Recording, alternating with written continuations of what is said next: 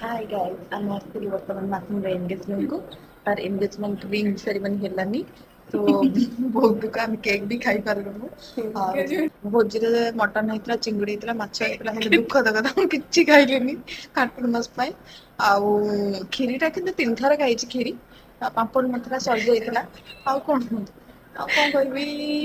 ହଉ ଠିକ ଅଛି, ତା ବାହାଘର ବି ରବିବାର ପଡୁଛି, ରବିବାର ବି ମୁଁ ନନଭେଜ ଖାଏନି। ହେଲା ଦେଖିବା ଯଦି ତା ରିସେପସନରେ ଡାକେ ତାଙ୍କ ଘରକୁ ଯିବି, ମାଛ, ଚିଙ୍ଗୁଡ଼ି, ଚିକେନ, ମଟନ, ବିରିୟାନୀ ସବୁ ଖାଇବି। ଆଉ ଯଦି ତାଙ୍କର ନଦେଲେ ଲାଷ୍ଟକୁ କଣ କରିବି? ଆଗ ଅଷ୍ଟମଙ୍ଗଳାରେ ଆସି ଖାଇକି ଯିବି। ଆଉ କିଛି ଆଉ କଣ? ଆଉ ଏ ଦି ଜଣଙ୍କୁ ତ ଡାକିଛନ୍ତି, ହେଲେ ଅରିଜିନାଲ ଗେଷ୍ଟ ମୁଁ, ଇଏ ହେଲେ ହୋଷ୍ଟ। ବୁଝିପାରିଲ? ହୋଷ୍ଟ। ଆଉ କଣ? ତାଙ୍କ ଘରୁ ଯେତିକି ଲୋକ ଆସିଛନ୍ତି ପ୍ରାୟତଃ ସମସ୍ତେ ଟିକେ ଟିକେ ଭଲ ଦେଖା ହଉଛନ୍ତି। ବ୍ୟବହାର ତ ମୁଁ ଜାଣିନାହିଁ। ଆଉ ମଉସା ମାନେ ଏବେ ସବୁ ବସିକି ଯୋଉ ଆପଣ ମାନଙ୍କର ଯୌତୁକ କଣ ନେବେ, କଣ ଦେବେ ଡିସ୍କସନ କରୁଛନ୍ତି। ଯାହା ନଉଛନ୍ତି ନିଅନ୍ତୁ, କିଛି ମୋର ଲେନ ଦେନ କିଛି ନାହିଁ। ଆମ ସାଙ୍ଗ ଭୁବନେଶ୍ୱରରେ ରହିବ, ବୁଝିଲ ତ? ବାଏ। ଆଉ ଆଉ କିଛି କହିବୁନି, ସିଏ କୁଆଡେ ଯିବନି।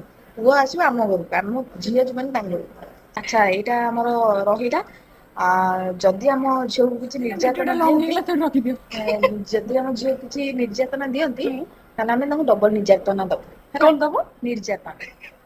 ନିର୍ଯାତନା ହେଲା, ବୁଝିଲେ ତ? ହଉ, ଭିଡିଓ ଟା ବହୁତ ଲମ୍ବା ହେଇଯିବ, ଏତିକି କହି ମୋ ବକ୍ତବ୍ୟ ଶେଷ କରୁଛି। ଜୟ ହିନ୍ଦ, ଜୟ ଭାରତ, ଜୟ ମାସୁମ, ଜୟ ଶେଖର। ଜୟ ଜବାନ, ଜୟ କିଷାନ।